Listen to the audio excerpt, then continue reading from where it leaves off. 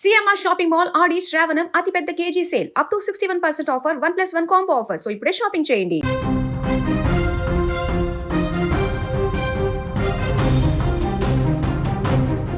ఒకప్పుడు రక్త సంబంధాలు బంధుత్వాలంటే కొండంత అండ. కానీ నేటి సమాజంలో ఆ బంధాలు పూర్తిగా మాయమైపోతున్నాయి. కన్నవాళ్లను కట్టుకున్న వాళ్ళను కడవరకు తోడుంటారనుకున్న తోబుట్టువులను కూడా క్షణికావేశంలో ఆస్తుల కోసం డబ్బు పిచ్చితో కడతేరుస్తున్నారు. ఇటీవల భార్యాభర్తల గొడవలు, అత్తింటి వారిపైన దాడులు నిత్యం వార్తల్లో నిలుస్తున్నాయి. తాజాగా హైదరాబాద్లోని సికింద్రాబాద్లో చోటు చేసుకున్న ఈ ఘటన సమాజాన్ని తీవ్ర దిగ్భ్రాంతికి గురిచేసింది. అత్త, అందులోనూ ఓ వృద్ధురాలు అని చూడకుండా ఒక కోడలు చేసిన ఘాతుకం ఇప్పుడు నెట్టింట వైరల్ అవుతోంది.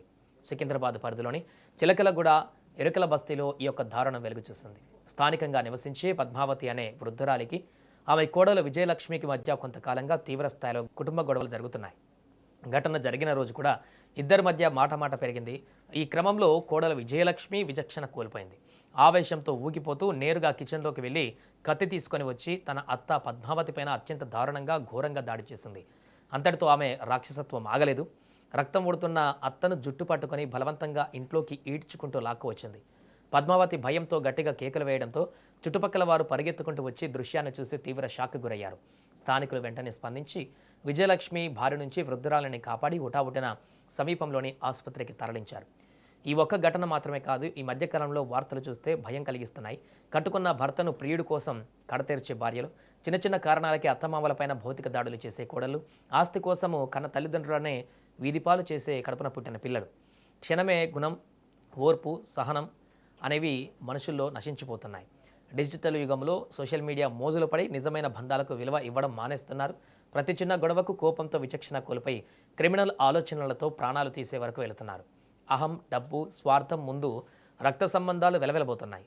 వయసైన తల్లిదండ్రులు, అత్తమామలు ఇంట్లో ఉంటే అది ఒక భారం కాకుండా ఆశీర్వాదంగా భావించాలి.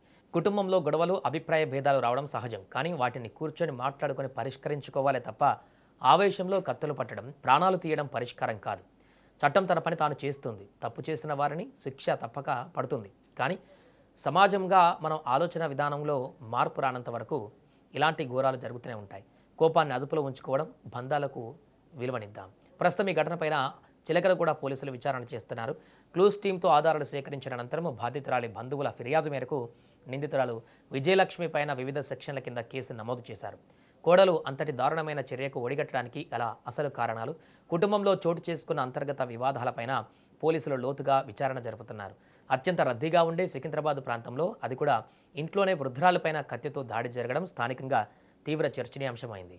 వృద్ధురాలైన అత్తమామల పట్ల ప్రవర్తించవలసిన తీరుపైన ఉద్రిక్తతలు పెరగడం, క్షణికావేశంలో దాడులకు పాల్పడడం తీవ్రమైన నేర సంస్కృతికి దారితీస్తుందని స్థానికులు ఆందోళన వ్యక్తం చేస్తున్నారు.